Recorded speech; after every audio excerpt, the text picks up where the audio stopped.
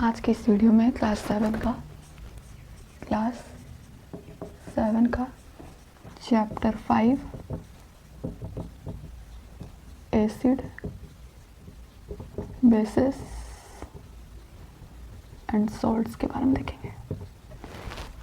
Class 7 का जो chapter 5 हम लोग पिछले वाले चैप्टर में क्या पढ़े थे, हीट के बारे में। इस चैप्टर में हम लोग एसिड्स के बारे में, बेस के बारे में एंड सॉल्ट्स के बारे में जानेंगे। तो एसिड, ये जो हमारा चैप्टर का नाम ही है एसिड्स बेस एंड सॉल्ट, तो एसिड क्या होता है, व्हाट इज एसिड्स?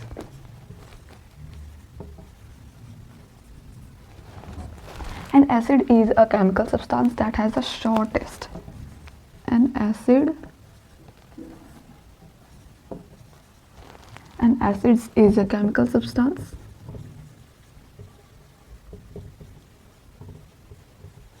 कैसे ये सब्सटेंस होता है? Chemical substance that has a shortest, जो कि खट्टा टेस्ट में कैसा होता है, दैट हैज़ अ शॉर्टेस्ट।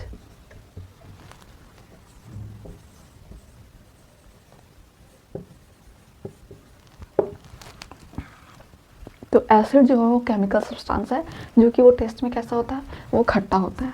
ठीक है, तो many food items such as lemon हो गया, कर्ड हो गया, विनेगर हो गया, ऑरेंज हो गया, taste sour because of the presence of acid in them. क्यों खट्टा लगता है? क्योंकि इनके अंदर एसिड्स प्रेजेंट होते हैं, इसलिए। तो many food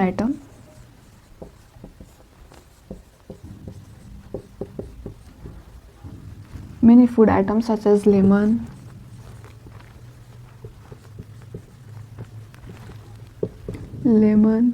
curd, vinegar and orange taste में श्योर होता है, and because of the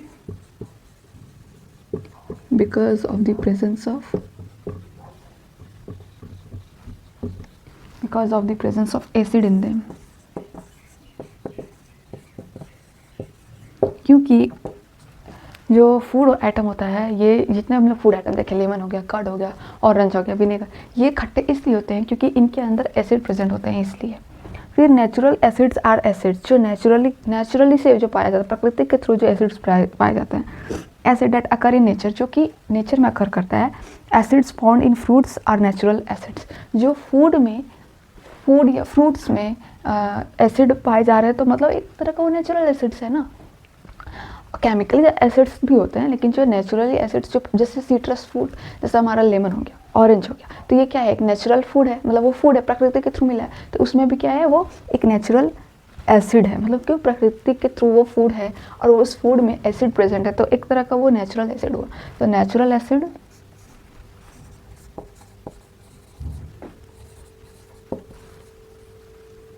acid are the acid that occur in nature. For example,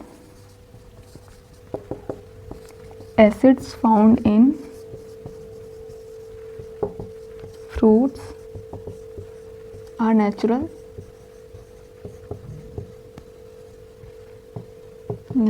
acids। Are कैसा हो गया, वो नेचुरल एसिड्स हो गया।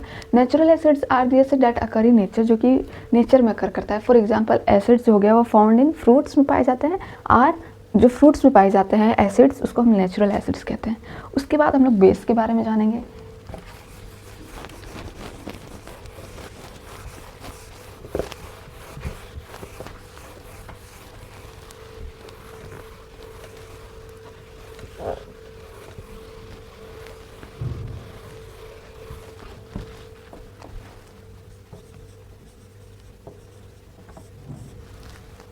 A base is a chemical substance. Base कैसा है? A base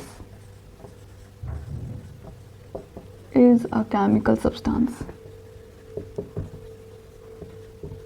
कैसा सब्सटेंस होता है वो? केमिकल सब्सटेंस होता है। That has a bitter taste, मतलब कैसा टेस्ट आता है? वो तो खट्टा हो गया, बिटर मतलब कड़वा आता है, टेस्ट में कैसा आता है, बिटर। तो chemical substance that has a bitter taste, कड़वा टेस्ट आता है, एंड उसका टेक्सचर कैसा होता है, शॉपी मतलब यदि हम लोग साबुन को टच करते हैं तो सॉपी सॉपी से लगता है ना, तो वो सॉपी टेक्सचर होता है। तो एसिड जो था वो खट्टा था, ठीक है, टेस्ट में, और बेसिस जो है वो बिटर है वो टेस्ट में, और शॉपी टेक्सचर है उसका। Bases are found in different such as bleach हो गया, अमोनिया हो गया, वॉशिंग पाउडर हो गया, एंड सोप हो गया। तो bases are found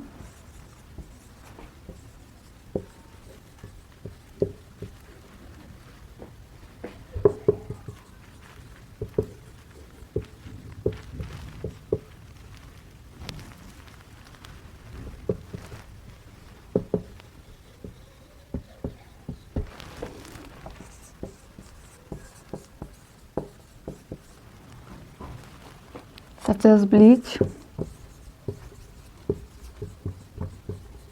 ammonia, washing powder,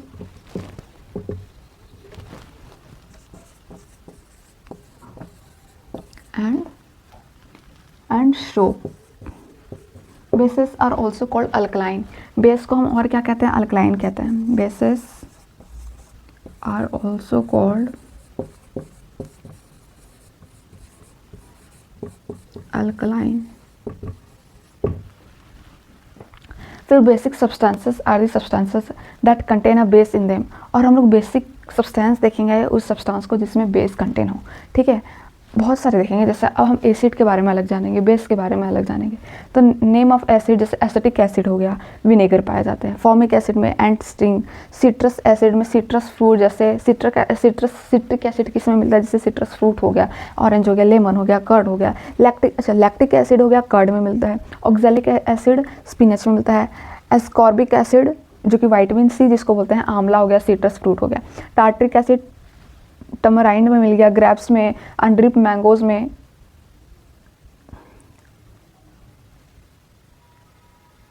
ये जितने भी हम एसिड्स का नाम बताए, जितने भी एसिड्स, वो जो नेचुरल से पाए जाते हैं, वो वाले एसिड्स थे ये। फिर हम लोग अलग अलग एसिड और बेस के बारे में देखते हैं जो कि नेचुरली प्रेजेंट होता है, उसके बारे में देखेंगे।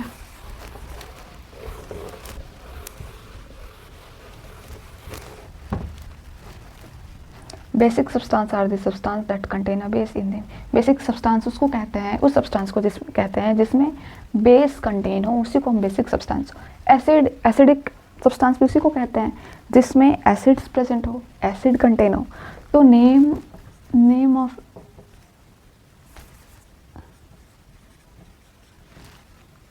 Of acid and found in.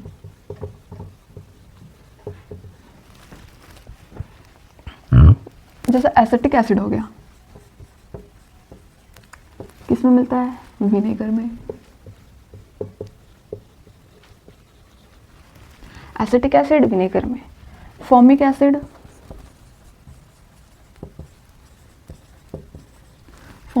किस में मिलता है, एंट के स्टिंग में।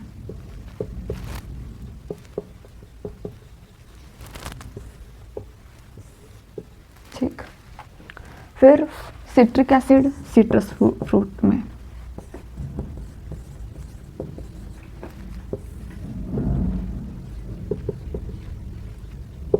सिट्रस फ्रूट में जैसे लेमन हो गया, ऑरेंज हो गया, कर्ड हो गया। लैक्टिक एसिड दही में, कर्ड में। ऑक्जेलिक एसिड स्पिनच में।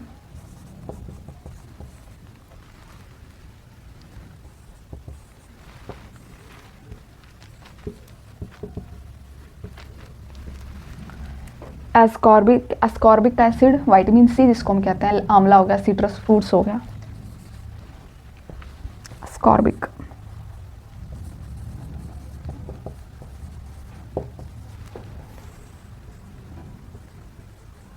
आंवला हो गया, सिट्रस फ्रूट हो गया, जिसको हम इसको विटामिन सी भी कहते हैं।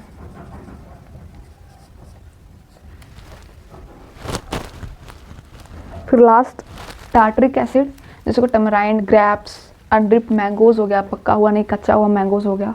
नहीं, एक सेकेंड, तो टार्टरिक एसिड किसमें मिलता है? जिसमें टमराइंड हो गया, ग्रेप्स हो गया, हल्दी, ये टमराइंड को हल्दी कहते हैं। नहीं नहीं नहीं नहीं नहीं, हल्दी नहीं कहते हैं, टर्मरिक को हिंदी कहते हैं। टमराइंड इमली हो गया, ग्रेप्स हो गया, ठीक है, अनड्रिप मैंगोज हो गया। फिर all the acids mention above occur in nature, जितने भी एसिड हैं वो अब mention above occur in nature, ये जितना भी हम बताएं वो क्या है, जितने भी एसिड्स हैं जो कि वो नेचर से पाए जाते हैं वो सारे एसिड्स। फिर नेम ऑफ बेस के बारे में जानते हैं हम लोग।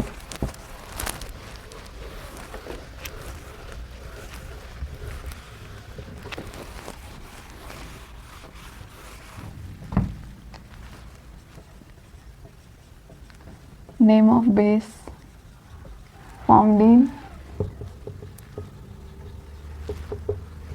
कैल्शियम हाइड्रोक्साइड, कैल्शियम हाइड्रोक्साइड,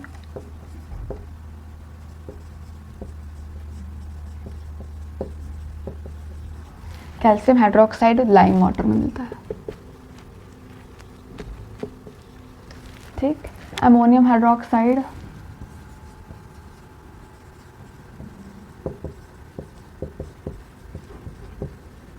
कहाँ मिलता है?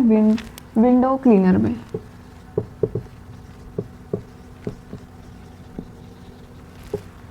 सोडियम हाइड्रोक्साइड,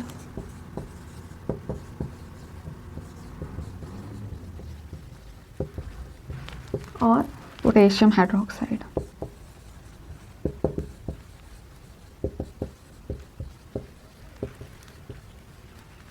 सोप में मिलता है।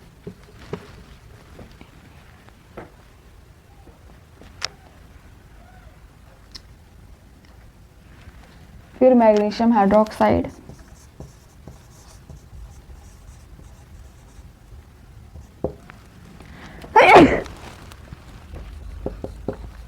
मैग्नीशियम हाइड्रोक्साइड किसमें मिलता है? मिल्क ऑफ मैग्नीशियम में।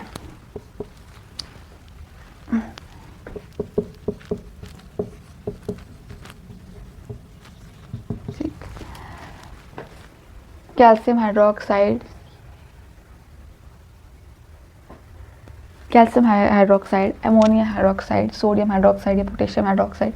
Calcium hydroxide lime water, ammonium hydroxide window cleaner, sodium hydroxide या पोटेशियम हाइड्रोक्साइड सोप में, magnesium hydroxide milk of magnesium में। तो एक उसके बाद आता है natural substance is any substance which is neither acidic nor basic in nature. मतलब नेचुरल सब्सटेंस की बात करें कि इज एनी कोई भी सब्सटेंस हो विच इज ना ही वो एसिडिक है ना ही वो बेसिक होता है इन नेचर में। अच्छा, नेचुरल सब्सटेंस, जो भी हम लोग नेचुरल सब्सटेंस देखें ना ही वो एसिडिक होता है ना ही वो बेसिक होता है, ठीक है। इंडिकेटर का हम बात करें, we can not test every object and find its nature. हम इंडिकेटर, अब हम इसका आता है दूसरा बात नाम की इंडिकेटर क्या होता है कि we can not test every substance या एवरी ऑब्जेक्ट। हम लोग ये नहीं कि कोई केमिकल को भी टेस्ट करके बता देंगे कि ये खट्टा है तो मतलब ये एसिड, मतलब इट्स अ हार्मफुल ना। हर एसिडिक अलग अलग लेवल का होता है, तो हम लोग हर ऑब्जेक्ट को, हर सब्सटेंस को टेस्ट करके तो नहीं बता सकते हैं। तो फाइंड इट्स नेचर, उसके नेचर को फाइंड करने के लिए तो देयरफॉर वी यूज़ इंडिकेटर, जिसके लिए हम लोग क्या यूज़ करते हैं? इंडिकेटर यूज़ करते हैं। फिर an indicator is a substance, indicator क्या है? एक सब्सटेंस है that can determine if another substance is acidic, यदि दूसरा कोई सब्सटेंस एसिडिक हो या बेसिक हो वो नेचर में। द इंडिकेटर इंडिकेट्स, वो इंडिकेटर क्या करता है? इंडिकेट करता है the presence of an acidic और a basic base in a substance by a changing their colour, उस कलर को चेंज करके वो बताता है कि कौन सा एसिड है कौन सा बेस है। फिर टर्मरिक का बात करें, चाइना रोज का बात करें, चाइना रोज के पेटल्स का बात करें, लिटमस और सम नेचुरल इंडिकेटर। देखो टर्मरिक हो गया, चाइना रोज पेटल हो गया, लिटमस हो गया, आर दी नेचुरल इंडिकेटर हो गया। तो natural indicator, the indicator that occur in nature, ये नेचुरल इंडिकेटर, ये इंडिकेटर्स हैं जो कि वो कहाँ अकर करते हैं? नेचर में। जैसे टर्मरिक है, चाइना रोज पेटल है, फिर लिटमस हो गया। तो ये सब क्या है? ये एक नेचुरल इंडिकेटर है जो कि हम इंडिकेट करके बता सकते हैं कोई भी सब्सटेंस का कि वो एसिडिक है या वो बेस है। तो हम इसके बारे में, इंडिकेटर्स के बारे में लिख लेते हैं।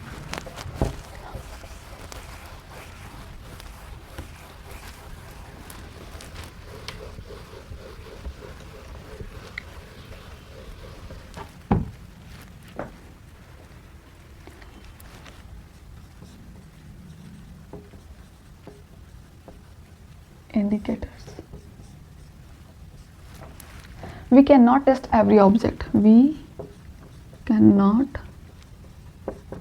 test every object or substance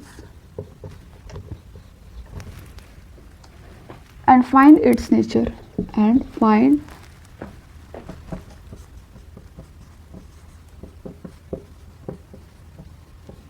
its nature. Therefore we use indicator, इसलिए हम लोग इंडिकेटर यूज करते हैं. Therefore we use indicator.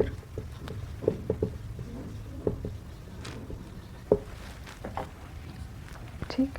An indicator is a substance that can determine if another substance is acidic or basic in nature. Indicator किस लिए use करते हैं हम लोग? अनदर सब्सटेंस को डिटरमाइन करने के लिए कि वो एसिडिक है या बेसिक होता है. तो an indicator is a substance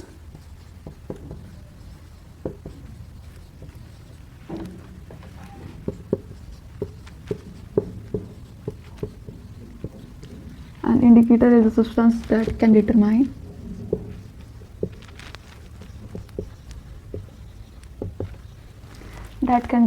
if another substance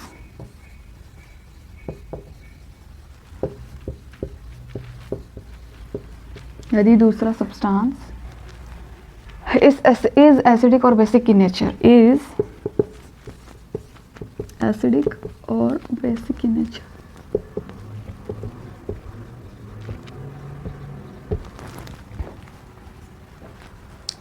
the indicator indicate, जो इंडिकेटर है वो इंडिकेट करके बताता है the presence of an acidic और base in a substance by changing their colour. तो the indicator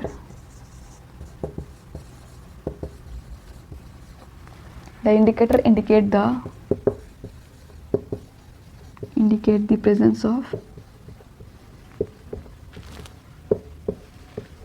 of an acidic or base in substance.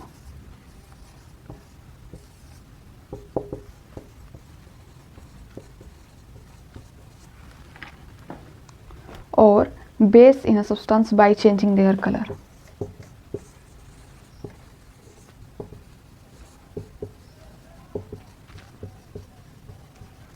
Colour में change आता है. फॉर एग्जाम्पल जैसे टर्मरिक हो गया, चाइना रोज पेटल हो गया एंड चाइना रोज लिटमस हो गया. तो ये क्या है? सम नेचुरल इंडिकेटर्स हैं. Are some natural indicator. Natural indicator.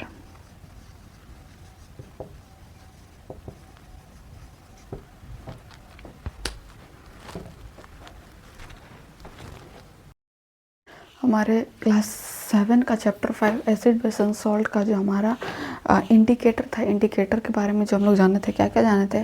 पहले तो हम लोग एसिड के बारे में जाने, बेस के बारे में जाने, एसिडिक सब्सटेंस के बारे में जाने, बेसिक सब्सटेंस के बारे में जाने, फिर नेचुरल सब्सटेंस के बारे में जाने, फिर इंडिकेटर के बारे में देखें.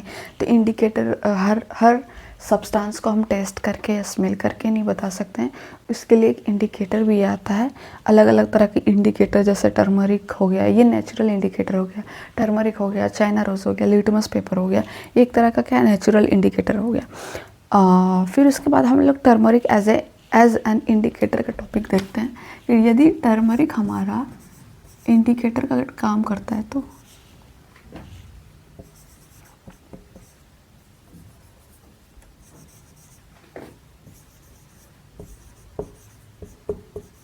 as an indicator, यदि ये एक इंडिकेटर के जैसा काम करता है तो इसके लिए हम क्या कर सकते हैं? तो to use turmeric as an indicator, यदि हम लोग टर्मरिक को यूज़ करते हैं एज एन इंडिकेटर के जैसा, तो it is generally mixed with water.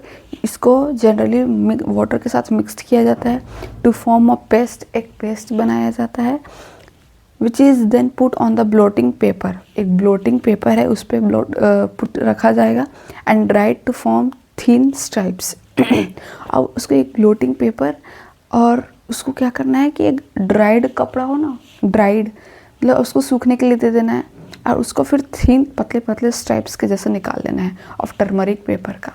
तो क्या क्या बोला है ये? यदि हम इसको एक एज ए इंडिकेटर के जैसा काम करते हैं तो टर्मरिक को to use turmeric as an indicator. It is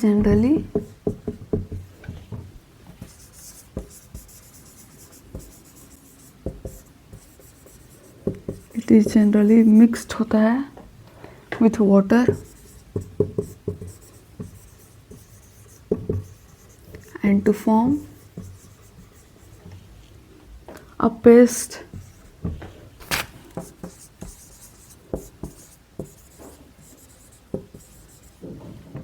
which is then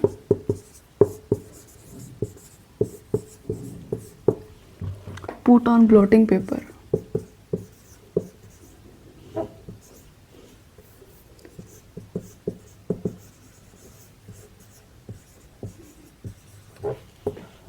And dried to form,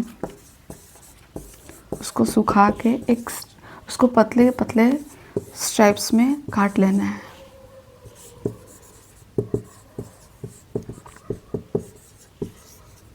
of turmeric paper को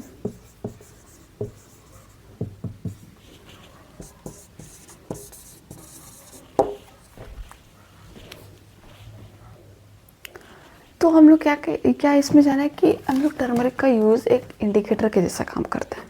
तो इसको एक जनरली वो वाटर के साथ मिक्स करके इसको पेस्ट बनाया जाता है.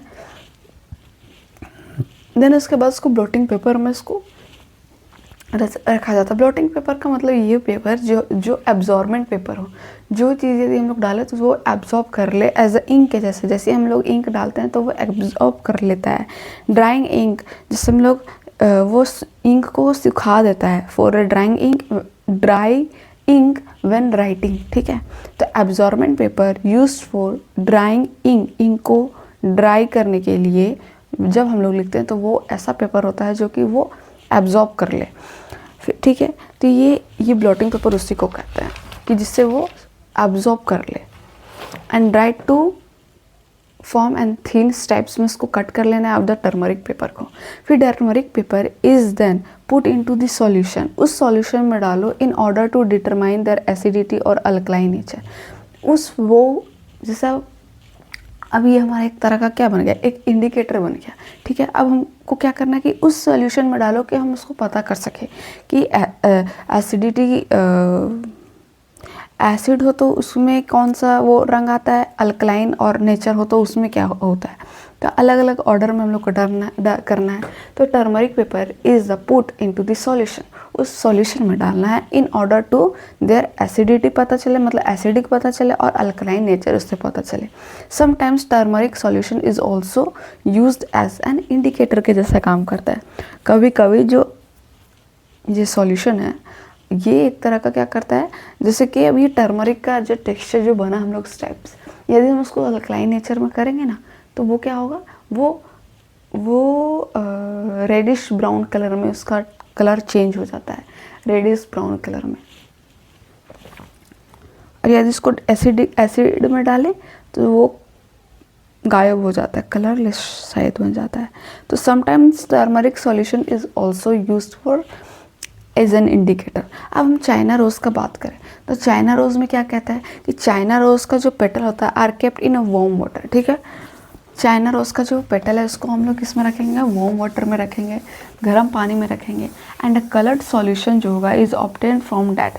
अब जो कलर वाला जो सॉल्यूशन होगा वो ऑब्टेन इसी से होगा. ठीक है, and this colour solution is used an indicator test for other substance. अब कलर वाला जो सब्सटेंस हुआ ना उसको हम पता लगाने के लिए ये चाइना रोज़ का इस्तेमाल करते हैं.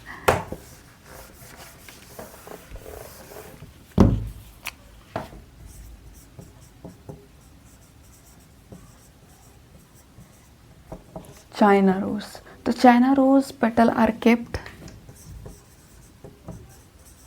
China rose petals are kept in warm water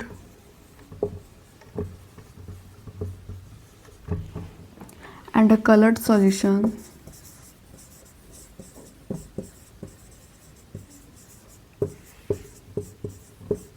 and जो कलर वाला सॉल्यूशन होता है is obtained from that.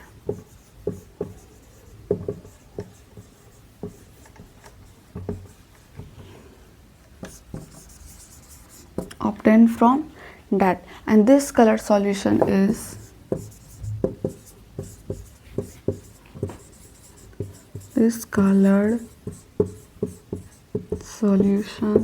is used as an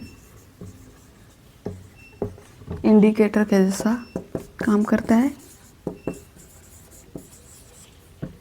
to test other substance.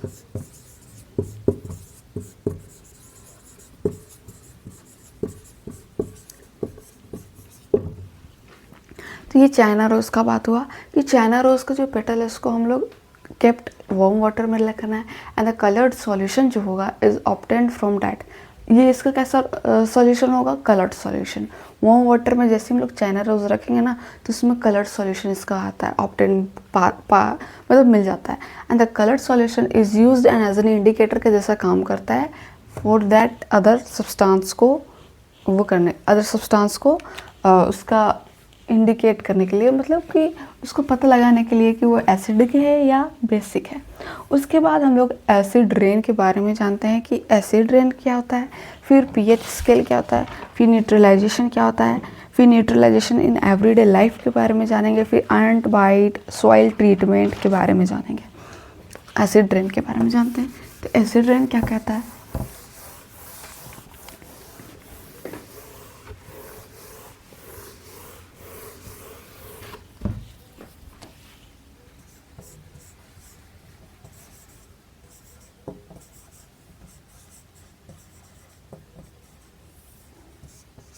Acid rain. When the rainwater was increased amount of acid, यानी जब rain water का बढ़ जाए acid तो उसको हम एसिड रेन कहते हैं. रेन वाटर में यदि एसिडिक नेचर आ जाए, ठीक है, यदि वो एसिडिक हो जाए. When the rain water has increased, यदि बरसात के पानियों में अमाउंट, वो एसिड का अमाउंट बढ़ जाए तो उसको हम क्या कहेंगे? एसिड रेन कहेंगे. तो क्या बोला? Acid rain when the rainwater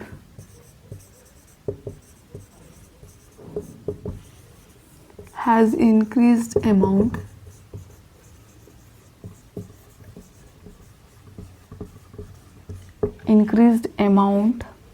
of acids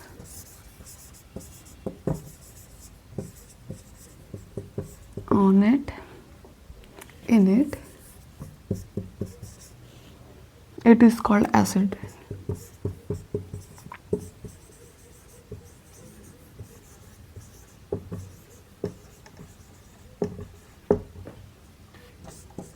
उसके बाद क्या कह रहा है?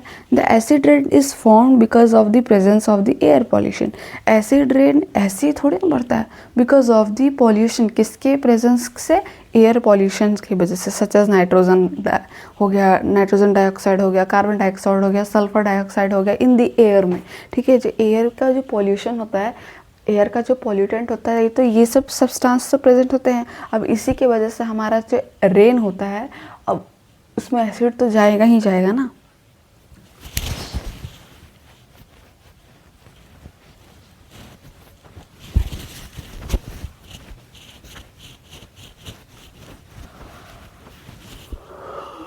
The acid rain is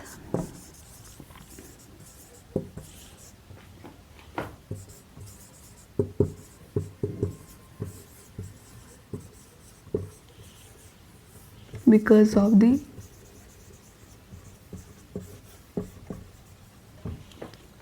presence of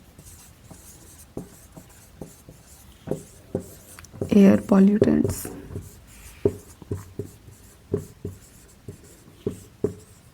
Such as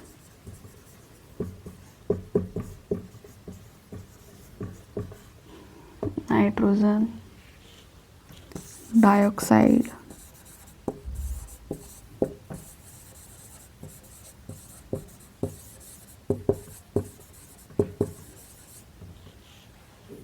and sulfur dioxide.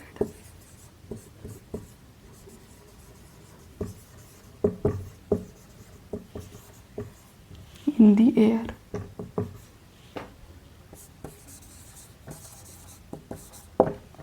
जो एयर में ये सारे जैसे nitrogen dioxide, carbon dioxide, sulphur dioxide की वजह से ये जो एयर में ये पॉल्यूशन आ रहे हैं, तो ये सब की वजह से हमारा जो एसिड रेन फॉर्म हो रहा है।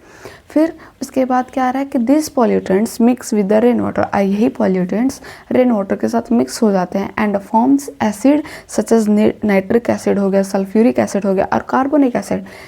अब जैसे हमारे हमारे आसपास क्या प्रेजेंट होता है, एयर में नाइट्रोजन होते हैं, ठीक है, कार्बन डाइऑक्साइड होते हैं, सल्फर डाइऑक्साइड होते हैं। अब जब एयर में पॉल्यूटेंट्स होंगे, अब उसके साथ जब अदर मटेरियल मिक्स होगा तब तो वो एसिड में ही कन्वर्ट होगा। तो दीज पॉल्यूटेंट्स जो होते हैं वो मिक्स हो जाते हैं रेन वाटर के साथ और क्या फॉर्म करते हैं, एसिड्स फॉर्म करते हैं, जैसे नाइट्रिक एसिड हो गया, सल्फ्यूरिक एसिड हो गया, कार्बोनिक एसिड हो गया, ठीक है, रेस्पेक्टिवली। तो the acid rain is several affect the vegetation, animal life, जो लोग एनिमल्स रह रहे हैं उनके लाइफ में इम्पैक्ट पड़ रहा है। Even a building of the region where it fall, जहाँ पे ये उस बिल्डिंग पे भी इम्पैक्ट पड़ रहा है जहाँ पे ये पानी बरस रहे हो, वहाँ पे भी ये क्या हो रहे हैं, इम्पैक्ट पड़ रहा है।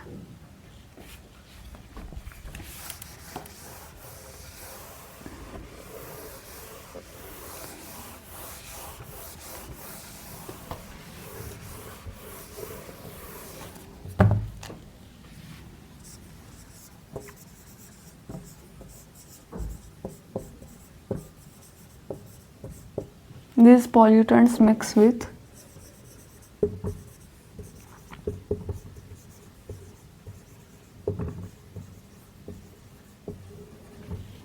rainwater and formed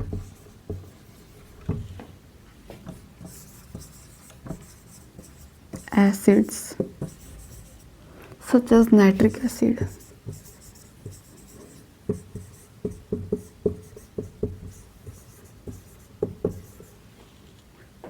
sulfuric acid,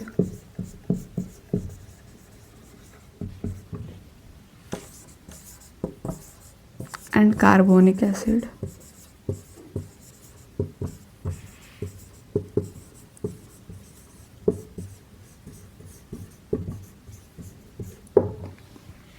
तो ये पॉल्यूटेंट्स मिक्स हो जाते हैं रेन वाटर के साथ, ये नाइट्रिक एसिड में बन जाता है, सल्फ्यूरिक एसिड, जैसे नाइट्रोजन डाइऑक्साइड वो नाइट्रिक एसिड में बन गया, सल्फर डाइऑक्साइड सल्फ्यूरिक एसिड में, कार्बन डाइऑक्साइड कार्बोनिक एसिड में बन गया, ठीक है।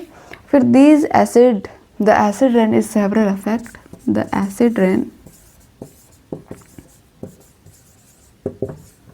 सेवरल अफेक्ट पड़ता है,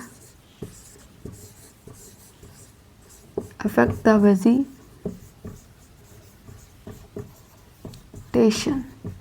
vegetation, animals, animal life,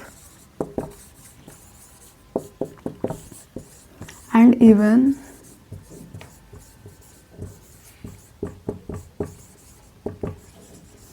building of the region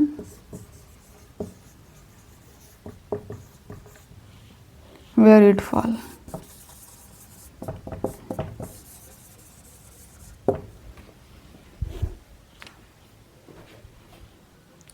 फिर उसके बाद हमारा आता है पीएच स्केल, ये हमारा एसिड रेन के बारे में था।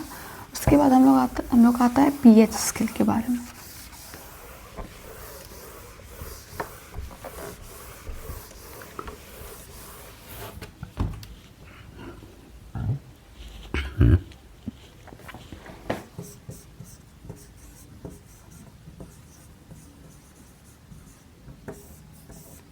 pH scale. The measure of acidity or basic nature of a substance can be determined by its pH value. यदि हम लोग मेज़र करना होता है, लेकिन हर चीज़ का तो मेज़र करना ही होता है, हर चीज़ हम लोग देखते हैं तो मेज़र कर सकते हैं, लंबाई हो, लेंथ हो, फिट हो, होता है ना, मीटर, सेंटीमीटर, किलोग्राम, तो ये तरह का मेज़र है। अब हम लोग अपने बॉडी का टेम्परेचर मेज़र कर रहे हैं तो हम लोग एसिडिक और बेसिक नेचर को भी हम लोग मेज़र कर सकते हैं। तो द मेज़र ऑफ एसिडिक और basic nature of a substance can be determined by it's the pH value के वजह से। पीएच वैल्यू उसका बताता है कि वो कितना एसिडिक है, वो कितना बेसिक है, ठीक है। द पीएच वैल्यू रेंज जो होता है फ्रॉम 1 to 14 होता है, with 1 is the most acidic substance होता है and 14 being the most basic substance होता है and while the 7 is a natural substance होता है, ठीक है। The pH value is generally determined by the using pH strips और अ सॉल्यूशन। जो pH वैल्यू होता है इस जनरली किसके ऊपर डिटरमाइंड होता है? By using a pH strips. अब अलग अलग कलर का अलग अलग वो pH स्ट्रिप्स भी होता है और सॉल्यूशन। तो the measure of acidic,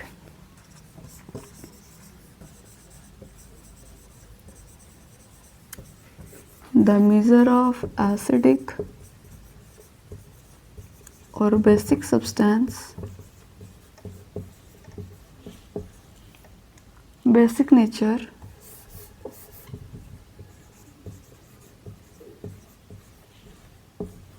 of a substance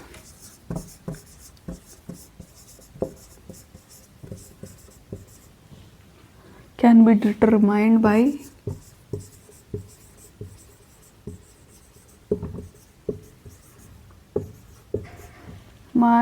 its pH value।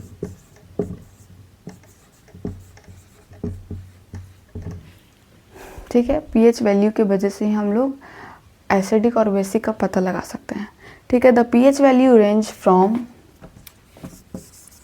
The pH value range from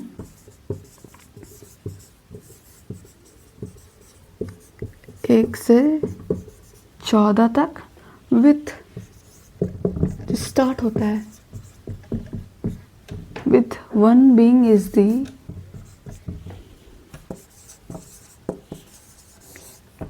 most acidic, the most acidic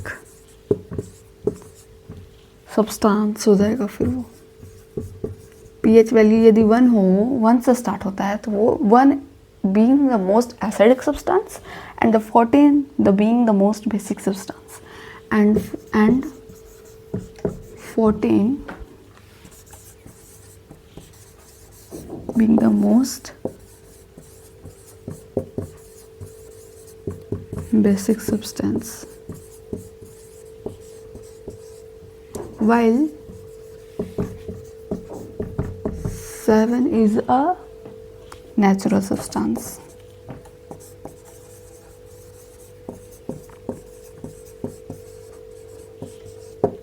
The pH value is generally determined by using pH strips or a solution। The pH value is generally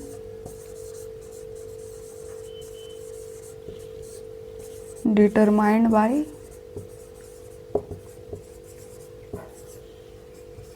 using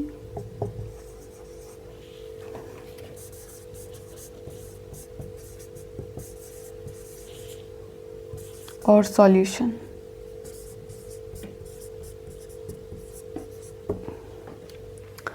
acids are never stored in a metal container. Acid को हम लोग कभी भी metal के container में इसको store करके नहीं रखा जाता है।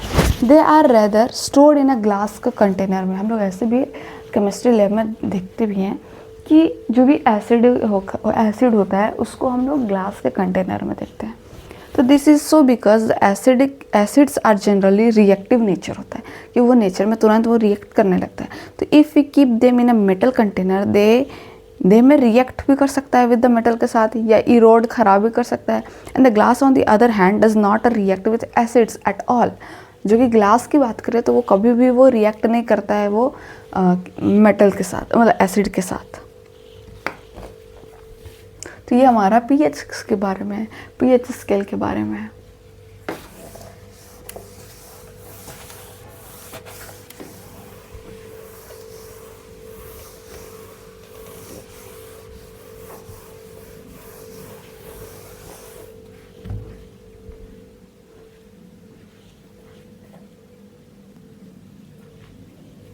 क्या फिर बोल रहा है कि एसिड को हम लोग कभी भी मेटल में स्टोर करके नहीं रख सकते हैं।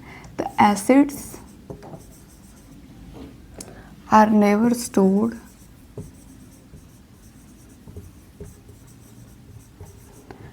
stored in a metal container.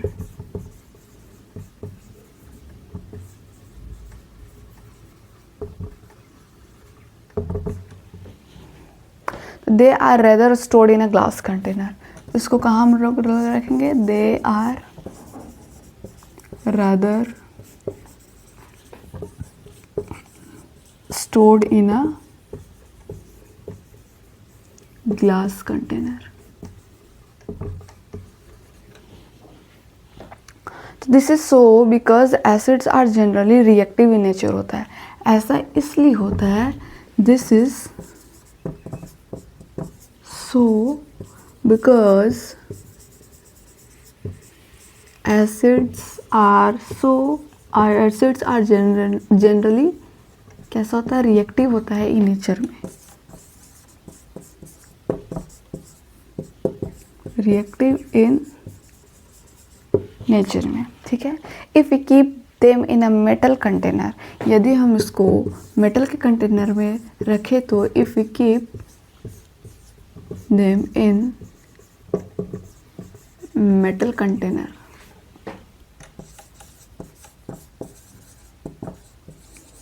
Metal के कंटेनर में उसको रखें तो दे में रिएक्ट विद द मेटल. तो ये यदि ये मेटल के साथ रिएक्ट भी कर सकता है, तो दे में रिएक्ट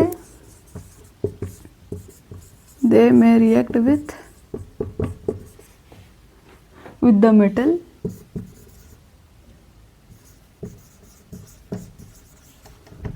and erode them मतलब खराब भी कर सकता है इसको. Glass on the other hand, यदि हम ग्लास का बात करें, glass on the other hand does not react with acids at all. Does not react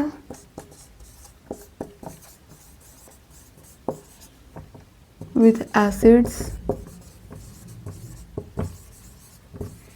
at all. वो एसिड के साथ, वो जो ग्लास है वो कभी एसिड के साथ रिएक्ट नहीं कर सकता. उसके बाद हम लोग न्यूट्रलाइजेशन के बारे में जानते हैं कि न्यूट्रलाइजेशन क्या होता है. न्यूट्रलाइज का मतलब क्या समझ में आ रहा है? न्यूट्रलाइज मतलब न्यूट्रल कर देना, ठीक है. न्यूट्रलाइज कर देना, नहीं ज़्यादा एसिड नहीं ज़्यादा वो बेसिक, न्यूट्रलाइज में है, इक्वल में है, न्यूट्रलाइज कर देना उसको.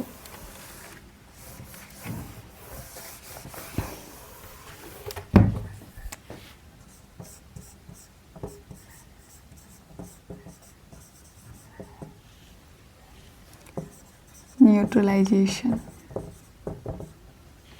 So neutralization is a process or a chemical reaction in which an acidic and basic substance is mixed with each other. यदि हम लोग एसिडिक और बेसिक सब्सटेंस को मिक्स कर देते हैं एक दूसरे के साथ, तो वो क्या हो जाएगा? वो न्यूट्रलाइज हो जाएगा. Their acidic and the alkaline nature. तो वो न्यूट्रलाइज हो जाएगा किसका? द एसिडिक और अल्कलाइन नेचर का, वो न्यूट्रलाइज में हो जाएगा, ठीक है. यदि हम इस हाथ में ज़्यादा भारी सामान लें और इस हाथ में हल्का सामान लें, तो ये मतलब मान के चलते ये हाथ में एसिड है, ये हाथ में बेस है, तो ये हमेशा ऊंचा रहेगा. मतलब मान के चलते हैं कि ये भारी सामान है और ये हल्का सामान है, तो ये हमेशा ऊंचा रहेगा. यदि हम दोनों का लेवल एक जैसा रखें, ये भी भारी, तो दोनों क्या हो जाएगा?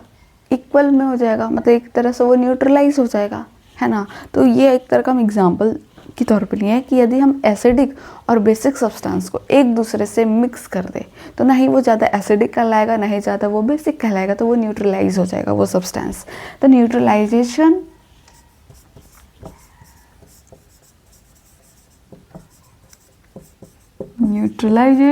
Is a process or a chemical reaction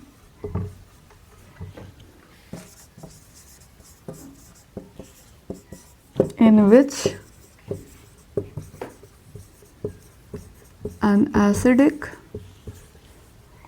and basic substance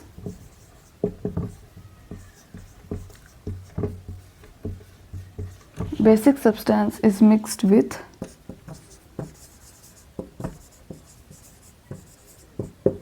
mixed with each other in order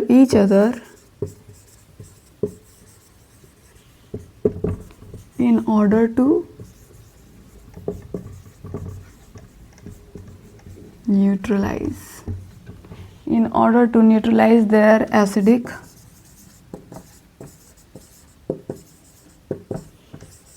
or and alkaline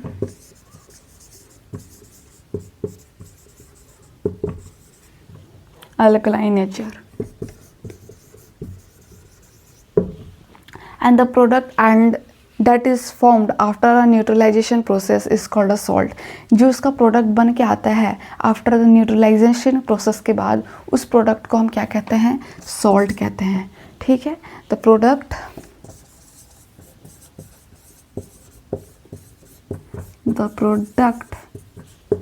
that is formed after the neutralization process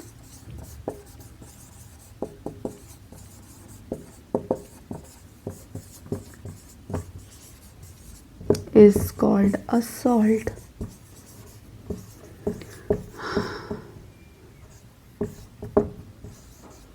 क्या कहते हैं? सॉल्ट कहते हैं। तो सॉल्ट कैन हैव बेसिक, जो salt होता है can, उसको हम बेसिक या एसिडिक, उसको हम या तो हम न्यूट्रल नेचर कहेंगे। जो सॉल्ट होता है कैन हैव, वो तो बेसिक हो सकता है या वो एसिडिक हो सकता है या वो न्यूट्रल नेचर में हो सकता है। द सॉल्ट कैन हैव, क्योंकि इसमें मिला हुआ है ना, हैव बेसिक, एसिडिक और नेचुरल, न्यूट्रल नेचर। तो ये हमारा न्यूट्रलाइजेशन का कहानी हुआ। फिर आता है कि जो न्यूट्रलाइजेशन होता है वो process result in a generation of heat which raises the temperature of the reacting mixture. तो न्यूट्रलाइजेशन का जो प्रोसेस होता है वो रिजल्ट कैसे आता है? इन दी जनरेट, किसको क्या जनरेट करता है? ऑफ हीट का जनरेट करता है, विच राइजेस द टेम्परेचर को बढ़ा देता है ऑफ द रिएक्टिंग मिक्सचर। जो मिक्सचर सब्सटेंस जो होगा मिक्सचर में है, तो उस चीज़ को रिएक्ट करवाने को वो हीट को बढ़ा देते हैं, टेम्परेचर इंक्रीज कर देते हैं। और जो न्यूट्रलाइजेशन का जो प्रोसेस जो हम लोग को रिजल्ट मिलता है, the synthetic indicator often used for testing neutralization, एक सिंथेटिक इंडिकेटर आता है for testing the natural substance. ठीक है, फेनोफ्थलीन सॉल्यूशन हो गया, it is a pink in colour. ठीक है, वो कैसा होता है? वो कैसा कलर का होता है? वो पिंक इन कलर होता है फेनोफ्थलीन सॉल्यूशन का। यदि हम बात करें तो न्यूट्रलाइजेशन रिएक्शन को टेस्टिंग करने के लिए इस फेनोफ्थलीन सॉल्यूशन का बात करें तो वो कैसा कलर का होता है? It is a pink in colour. When an acid is added to phenolphthalein, यदि हम इसको फेनोफ्थलीन को एसिड में डालें तो वो कलरलेस हो जाएगा और इंडिकेट करता है the presence of an acid. Phenolphthalein को यदि हम एसिड में डालें तो वो कलरलेस दिखाएगा और उससे ये पता चलेगा कि वो एसिडिक है। यदि वो उसको हम बेस में डालें तो वो कैसा? पिंक कलर में आ जाएगा, जो कि उसको हम क्या कहेंगे कि वो एक बेसिक है। तो ज़्यादा करके हम उस न्यूट्रलाइजेशन को क्या मान के चलेंगे कि वो जो सॉल्ट है वो सबसे ज़्यादा वो बेसिक सब्सटेंस है। ठीक है,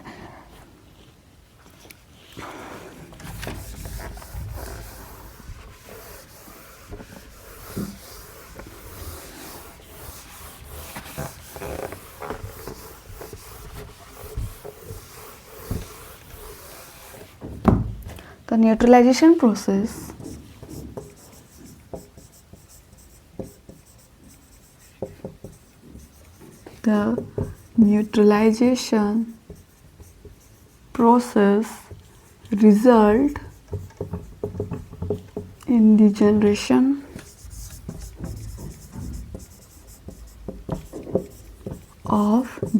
of heat which rises the temperature of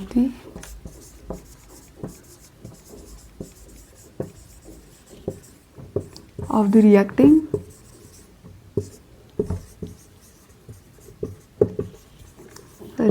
mixture।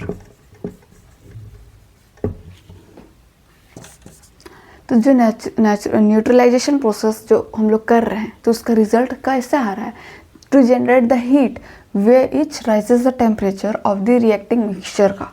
The synthetic indicator जो होता है, the synthetic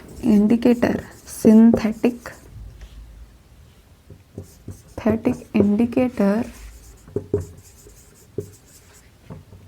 often used for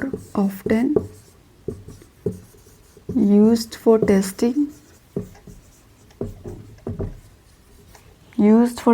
neutralization,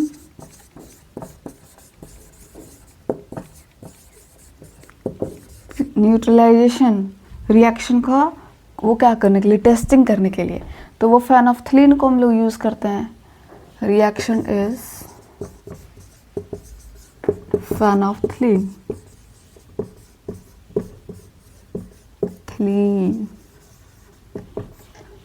solution.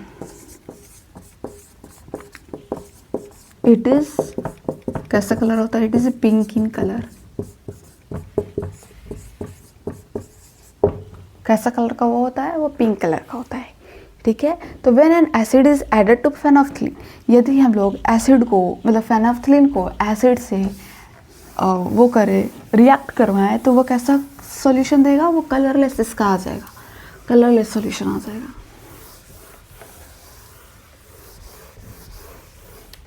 when an acid is added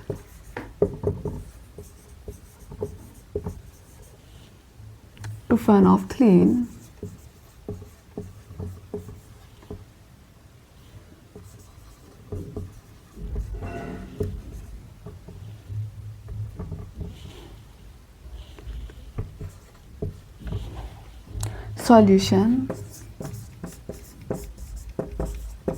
the solution written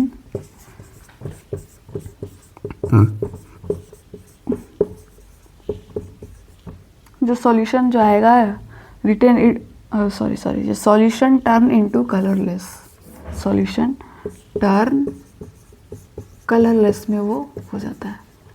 जैसे उसको हम एसिड में डालते हैं तो indicating the presence of an acid, वो क्या इंडिकेटिंग करता है, indicating the presence of acid.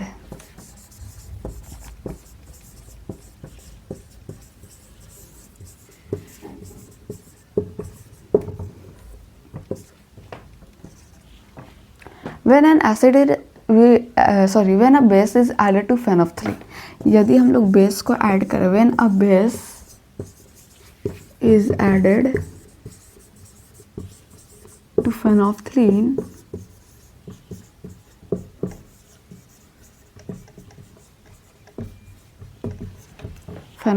solution, the solution written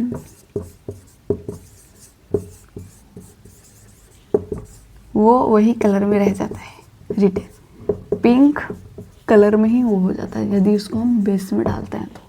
अब वो क्या इंडिकेट करता है, indicating the presence of base.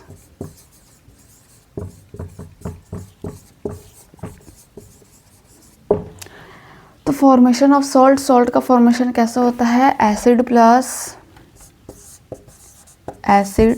Plus base, तो वो क्या देता है, सॉल्ट देता है, साथ में H2O भी देता है, वाटर भी छोड़ता है और सॉल्ट भी देता है, ठीक है। उसको ये हीट का प्रोसेस टेम्परेचर को बढ़ा देता है। एसिड में हम लोग HCl लेते हैं, ठीक है, बेस में हम लोग NaOH लेते हैं। यदि हम लोग HCl लेते हैं, ठीक है, हाइड्रोक्लोरिक एसिड, फिर हम लोग बेस लेते हैं NaOH, सोडियम हाइड्रोक्साइड, यदि हम इसको रिएक्ट करवाते हैं तो क्या बोला है, वाटर तो आएगा ही आएगा, ठीक है, वाटर आ गया, ठीक, ये हमारा H, ये हमारा O, ये हमारा H, तो ये H, 2H, H2O, साथ में क्या आ गया NaCl, तो NaCl सोडियम क्लोराइड, NaCl हमारा क्या हो गया, सॉल्ट हो गया। तो ये हमारा न्यूट्रलाइजेशन हुआ, जो हम लोग सॉल्ट, ये हमारा सॉल्ट हो गया, ये हमारा वाटर साथ में निकला, तो ये हमारा सॉल्ट का फॉर्मेशन हुआ कि हम लोग इस तरह से हम सॉल्ट को पा सकते हैं, ऑब्टेन कर सकते हैं। फिर हमारा आता है कि न्यूट्रलाइजेशन इन एवरीडे लाइफ, हमारे अपने लाइफ में, एवरीडे लाइफ में ये चीज़ प्रोसेस होते रहता है, न्यूट्रलाइज प्रोसेस होता रहता है, ठीक है। अब ये नहीं कि न्यूट्रलाइज प्रोसेस होके वो HCl मतलब सॉरी वो सॉल्ट में बना के दे देता है, नहीं, मतलब न्यूट्रलाइजेशन का मतलब होता है कि वो न्यूट्रलाइज कर दे, ठीक है ना। तो जैसे हम क्या बोल रहे हैं, neutralization in everyday life, neutralization in everyday life, हमारे हर दिन के लाइफ में, प्रतिदिन के लाइफ में, हमारे जीवन का जो पूरा चल रहा है में न्यूट्रलाइजेशन तो काम आता है। जो पहला आता है हमारा इनडाइजेशन, डाइजेशन मतलब पाचन, पच जाना खाना, इनडाइजेशन नहीं पचता है खाना तो उसको हम इनडाइजेशन कहते हैं। तो we know that our stomach produce hydrochloric acid which help in digestion of food. हम लोग न्यूट्रिशन इन प्लांट में, न्यूट्रिशन इन एनिमल में देखे थे, हम लोग स्टमक का अलग प्रोसेस देखे थे। जो हमारा स्टमक है उसका अंदर के लाइनिंग में वो एक डाइजेस्टिव जूस सीक्रेट करता है। तो क्या क्या सीक्रेट करता था, HCl, फिर साथ में म्यूकस होता है, फिर एक डाइजेस्टिव जूस सीक्रेट करता है जो कि फूड को और डाइजेस्ट करने में मदद करता है। तो यदि वो HCl ज़्यादा अमाउंट में, वो एसिड है, यदि वो एसिड ज़्यादा अमाउंट में प्रोड्यूस कर दे तो एसिडिटी बनने लगेगा। क्यों एसिडिटी? क्योंकि वो एसिड है, वो एसिड ज़्यादा अमाउंट में प्रोड्यूस करेगा तो वो एसिडिटी ही तो करेगा ना। अब उस एसिडिटी को न्यूट्रलाइज करने के लिए, अब हम तो एसिड को हम NaOH से तो नहीं कर सकते हैं, सोडियम हाइड्रोक्साइड से तो नहीं कर सकते हैं, वो तो सॉल्ट बना रहा है ना। यहाँ पे हम लोग का अपने शरीर के लिए, अपने चीज़ को वो अलग से जलन देने लगता है। अब उस चीज़ को न्यूट्रलाइज देने के लिए, आराम देने के लिए क्या करना पड़ता है, क्या करना रहता है, but sometimes the stomach release too much acid which leads to indigestion, जो कि वो इनडाइजेशन, और समटाइम्स हाइपर एसिडिटी हो। हाइपर मतलब मोर, हाइपर का मतलब यहाँ पे मोर एसिडिक, मतलब ज़्यादा एसिड रिलीज कर देता है, ठीक है। Hence we need to neutralize, इसको न्यूट्रलाइज करने के लिए this acid by taking substance that are, अब बेसिक सब्सटेंस करना पड़ेगा क्योंकि उसको हम क्या करेंगे, न्यूट्रलाइज करना है, ठीक है। तो अब एसिड को हम लोग न्यूट्रलाइज करने के लिए बेसिक सब्सटेंस लेना पड़ेगा इन नेचर, तो commonly known as the anti acid लेना, या For example, milk of magnesia low is a basic substance that can neutralize the acid of the stomach. Milk of magnesia मतलब दूध P low, अब वो भी नहीं गर्म दूध, ठंडा ठंडा दूध पीना चाहिए, ज़्यादा एसिडिक हो, या तो फिर we need neutralize this acid by taking कोई सब्सटेंस लेना है, बेसिक सब्सटेंस इन नेचर में commonly known as the anti acid लेना है। इसको हम क्या कहते हैं, एंटी एसिड कहते हैं। तो क्या है हमारे इंडाइजेशन का कहानी कि वी नो डैट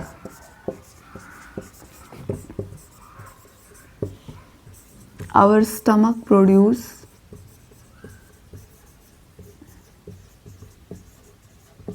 हमारा स्टमक प्रोड्यूस करता है hydrochloric acid,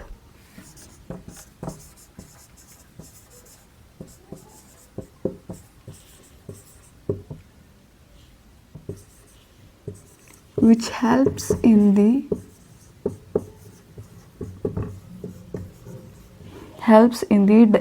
digestion of food, जो कि वो फूड को डाइजेस्ट करने में मदद करता है, digestion of food.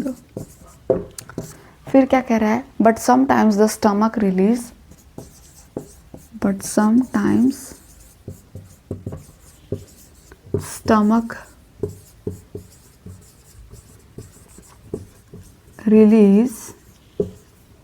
too much of acid which leads to indigestion or sometimes hyperacidity or sometimes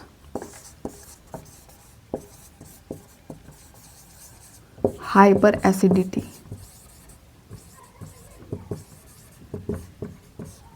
hyper का मतलब होता है मोर एसिडिक, ठीक है।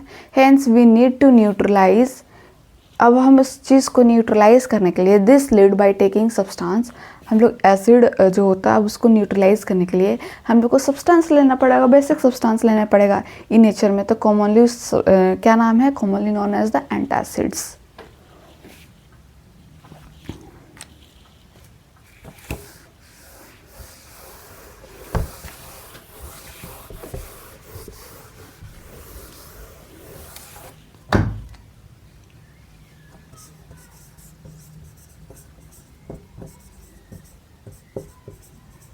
Hence we need to neutralize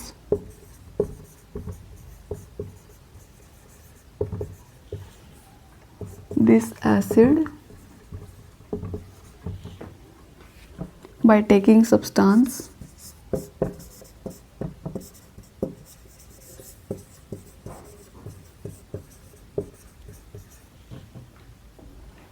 that are basic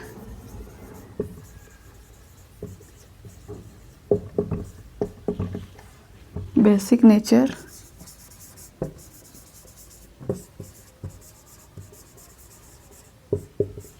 commonly known as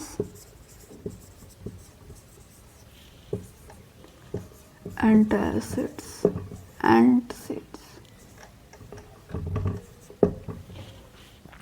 तो for example milk of magnesia हो गया,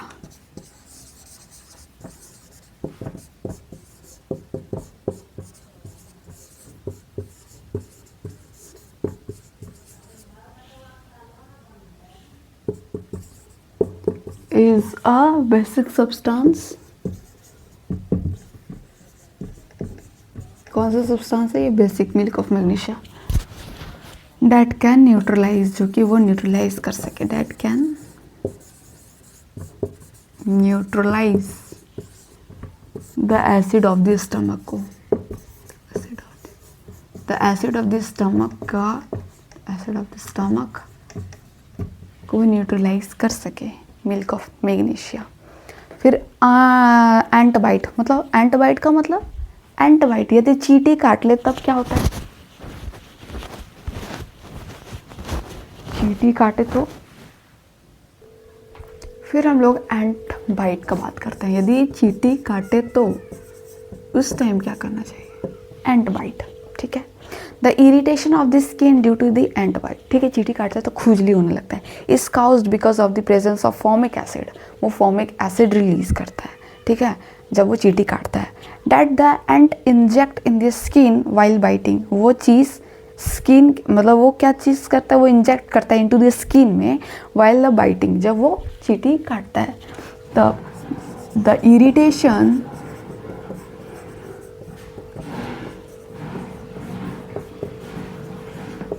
of the skin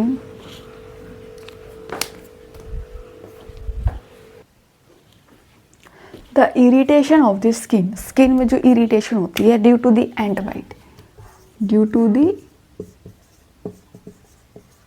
ant चींटी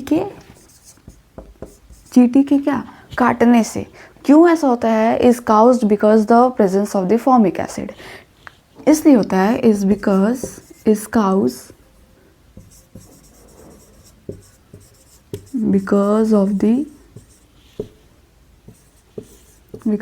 the presence of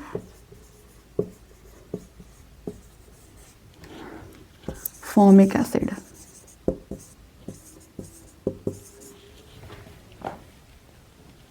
that the ant inject, जो कि वो ant, that the ant inject करता है into the skin में,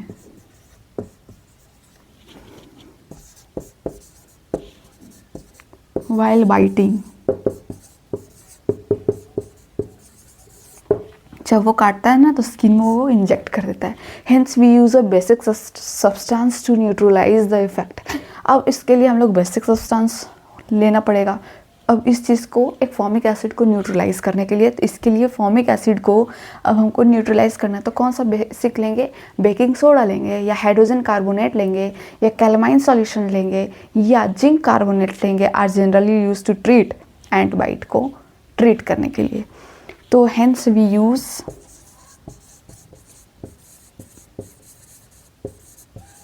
Hence, we use of basic substance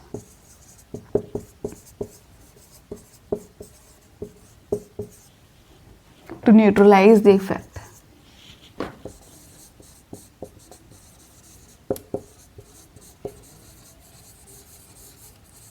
To neutralize the effect.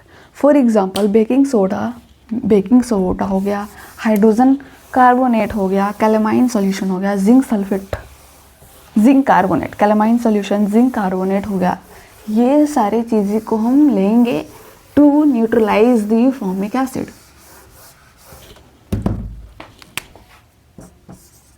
For example, baking soda,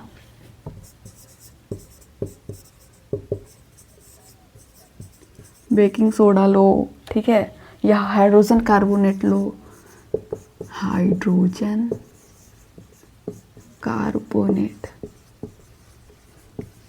carbonate, ठीक है, hydrogen, calamine solution लो, calamine solution लो, और जिंक कार्बोनेट लो, जिंक कार्बोनेट लो, ठीक है, are generally use to treat ant bites, are generally use to treat ant bite को ट्रीट करने के लिए, ठीक है। फिर आता है हमारा सॉइल ट्रीटमेंट। सॉइल ट्रीटमेंट को कैसे हम लोग क्या करेंगे। फिर उसके बाद आता है हमारा फैक्ट्री वेस्ट। ये दो लास्ट टॉपिक आता है, ठीक है। एंड वाइट, अच्छा ठीक है, जो डाइजेशन ना हो, ठीक हो, इन डाइजेशन के लिए हम लोग न्यूट्रलाइज करने के लिए क्या लेते हैं, एंटासिड या milk of magnesia. Antacid acid ही तो है, मिल्क ऑफ मैग्नीशिया लेना चाहिए। एंड बाइट काटे तो क्या लेना चाहिए, baking soda, hydrogen carbonate, calamine solution, zinc carbonate, और यही 4-5 चीज़ें लेनी है। फिर इसके बाद जब हमें सॉइल की ट्रीटमेंट करना हो, यदि उसमें एसिड ज़्यादा हो, तो उस चीज़ को हम लोग न्यूट्रलाइज करने के लिए क्या लेंगे, सॉइल ट्रीटमेंट। सॉइल की ट्रीटमेंट करना हो, ठीक। Plants need a soil, plants को सॉइल की ज़रूरत होती है, विच इज़ न्यूट्रल होती है इन नेचर में, but using a chemical fertiliser, chemical use करने से ऑन सॉइल में, तो इट टर्न इनटू एसिडिक हो जाता है वो, ठीक है। तो plants need a solution, plants को क्या ज़रूरी होती है, प्लांट्स नीड अ सॉल्यूशन। अरे यार, plants need a soil which is, वो क्या होता है, न्यूट्रल होता है, which is neutral in nature में।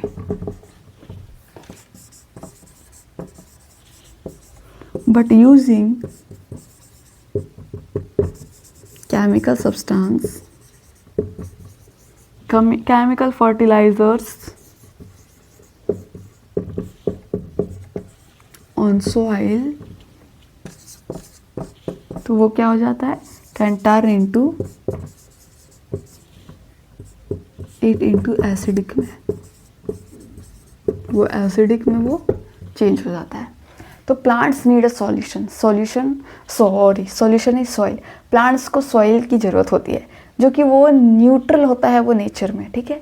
But using a chemical fertilizers को यूज़ करने की वजह से जो हमारा सॉइल होता है वो एसिडिक में टर्न हो जाता है, ठीक है। To treat the acidic soil, उस सॉइल को ट्रीट करने के लिए, एसिडिक सॉइल को, तो we use a quicklime, calcium oxide का यूज़ करते हैं, और अ स्लैक्लाइन, कैल्शियम हाइड्रोक्साइड को।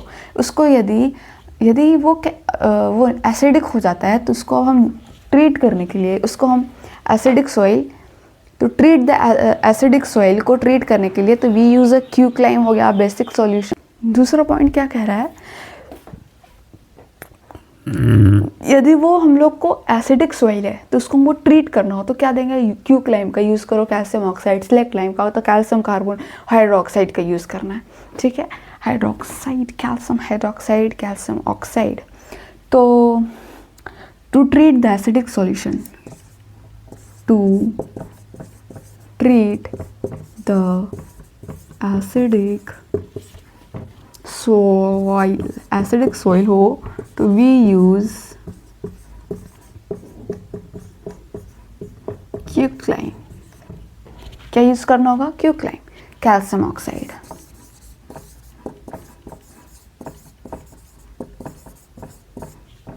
कैल्शियम ऑक्साइड और सेलेक्ट लाइन,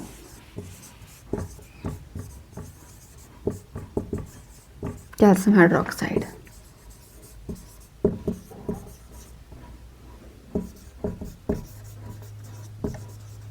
कैल्शियम हाइड्रोक्साइड को यूज करेंगे, ठीक। फिर basic soil can be treated by adding organic substance. अब बेसिक सॉइल कैन, अब यदि ठीक है, अब ऐसा तो नहीं है सॉइल को अब न्यूट्रलाइज रखना है, ठीक है। एक तो वो नेचर में सॉइल जो होता है वो नेचर में ही वो न्यूट्रलाइज होता है। अब यदि हम ज़्यादा एसिडिक दे दिए, ठीक है, यदि वो एसिडिक है, अब हम इसको बेसिक बना रहे हैं, मतलब न्यूट्रलाइज कर रहे हैं, तो उसमें हम लोग क्या क्या डालें? Calcium oxide, calcium hydroxide. तो ये हम लोग बेसिक सब्सटेंस डालें कि वो न्यूट्रलाइज हो। यदि वो ज़्यादा बेसिक सॉइल हो जाए तो अब उस चीज़ को ट्रीट करने के लिए क्या करना होगा? तो ऑर्गेनिक सब्सटेंस को डालना पड़ेगा। To it they release acids while decomposing into this soil, जो कि वो बेसिक सॉइल कैन बी, यदि बेसिक सॉइल है तो उसको ट्रीटेड करने के लिए by adding the organic substance डालना होगा। टू इट दे रिलीज, जो कि उससे वो रिलीज कर सके acids while decomposing into the soil, जैसे वो डिकम्पोज हो सॉइल में तो वो एसिड को रिलीज कर सके। यहाँ पे बेसिक सॉइल हो, ठीक है, तो वो बेसिक सॉइल वो क्या ट्रीट करता है? वो एसिड को और रिलीज करता है, ठीक है। अब ये तो केमिकल का बात हुआ, ये केमिकल डालोगे तब हम ऐसा कुछ होगा, ठीक है। केमिकल, अब ये बेसिक सॉइल है, ठीक है, उसको हमको ट्रीट करना है, ठीक है, मतलब जो एसिड है उसको रिलीज़ करवाना है, बाहर करवाना है। अब हम हर टाइम ये केमिकल्स को डालेंगे तब ना, उसके लिए हम लोग डिकम्पोज करना होगा सॉइल को, मतलब इसमें कचरा, अब वो नहीं कि कचरा कुछ भी, छिलका हो गया, जैसे किचन का जो होता है ना, किचन में जैसे डिकम्पोज वाला सॉइल, उसमें ये क्या बोलते हैं, छिलका हो गया या फिर कुछ भी, आलू का छिलका, पील्स वगैरह जो भी हो गया, वो डिकम्पोज करने के लिए सॉइल में डाला जाता है। तो basic soil can be treated by adding the organic substance.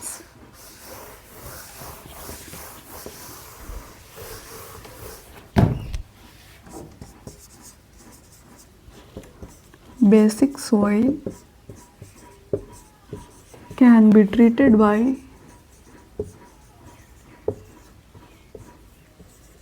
adding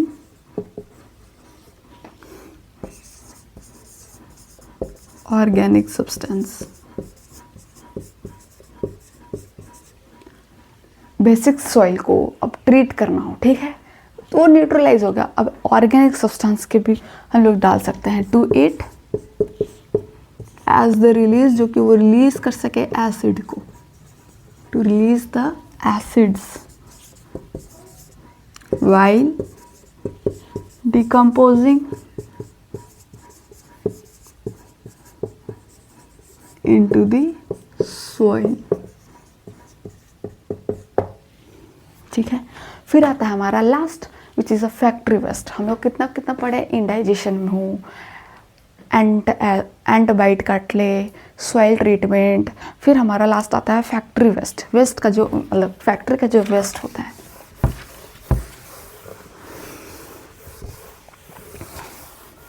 factory waste,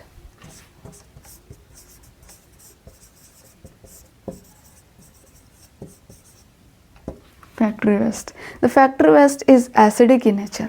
factory का जो वेस्ट होता है वो नेचर में वो एसिडिक होता है and can not be directly dumped, मतलब अब कहीं भी हम इसको नहीं, हम हर एसिड को गिरा सकते हैं कहीं भी, एनीवेयर, कहीं भी डायरेक्टली। जैसे अब नदी किनारा हो, नदी किनारे में हमारा क्या हो, फैक्ट्री हो किसी चीज़ का, अब हम क्या करेंगे कि वो लोग क्या करता है, जो फैक्ट्री वाले लोग होते हैं कि जितना भी एसिडिक या वेस्ट होता है वो सब नदी की तरफ बहा देता है, लेकिन जो पानी में जो रह रहे हैं जीव जंतु हैं उनके ऊपर तो असर करेगा, वो पानी खराब हो सकता है। तो bases are added to it before it, इसके वजह से उससे पहले उसमें बेस ऐड किया जाता है, before to fall before it fall, पहले उसको गिराने से उसके ऊपर बेस, मतलब बेस डाला जाता है, मिक्स किया जाता है, ऑफ इनटू अ रिवर हो गया, स्ट्रीम हो गया, so that the aquatic life does not get affected, जो कि इसके वजह से जो एक्वेटिक लाइफ है, जो जीव जंतु का जो जगह है पानी के अंदर, उसके ऊपर उसके लाइफ में इम्पैक्ट ना हो, अफेक्ट ना हो। तो factory waste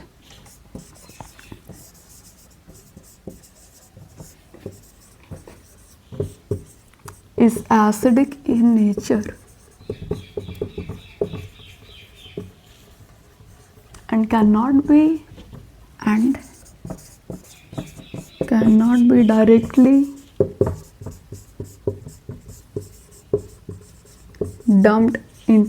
dumped anywhere. Hence,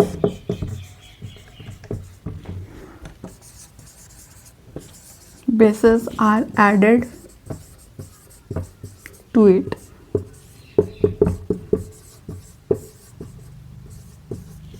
Before it falls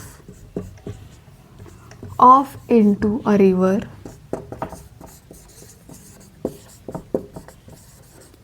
or stream, so that the aquatic life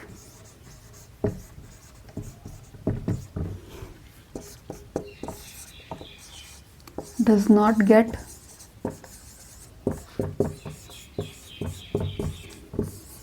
affected, जिससे वो अफेक्ट ना हो सके। इससे पहले उसको नदी में गिराने से पहले उसमें बेस ऐड कर दिया जाता है, जिससे वो जो एक्वेटिक लाइफ में है, जो एक्वेटिक लाइफ है, उससे उनके ऊपर इम्पैक्ट ना हो। इसके वजह से उससे पहले, गिराने से पहले, डालने से पहले बेस ऐड कर दिया जाता है एसिडिक, जो फैक्ट्री वेस्ट से जो भी एसिडिक सब्सटेंस आता है। तो ये हमारा पूरा चैप्टर हुआ, ठीक है। एसिड, बेस एंड सॉल्ट के बारे में पहले हम लोग एसिड के बारे में जाने, बेस के बारे में जाने, ठीक है। एसिडिक सब्सटेंस, बेसिक सब्सटेंस के बारे में जाने, फिर नेचुरल सब्सटेंस, जो कि फिर इंडिकेटर के बारे में जाने, अलग अलग indicator, turmeric as a indicator, china rose as a indicator के जैसे, litmus paper as an indicator के जैसे जाने। फिर हम लोग न्यूट्रलाइजेशन के बारे में जाने, ठीक है। न्यूट्रलाइजेशन क्या होता है, न्यूट्रलाइज को कैसे न्यूट्रलाइज किया जाता है, प्रोसेस देखें हम लोग न्यूट्रलाइजेशन का। फिर हम लोग क्या देखते हैं, अलग अलग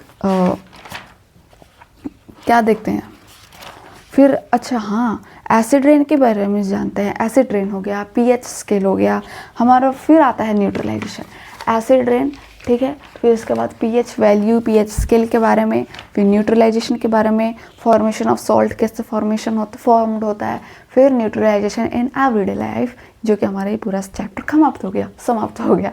न्यूट्रलाइजेशन इन एवरीडे लाइफ में हमारा क्या क्या था कि हम लोग इंडाइजेशन के बारे में देखे, एंड बाइट करे तब देखे, सॉइल ट्रीटमेंट देखे, फैक्ट्री वेस्ट के बारे में देखे। उसके बाद हमारा जो अगला चैप्टर है chemical change and the physical change, शायद चैप्टर 6।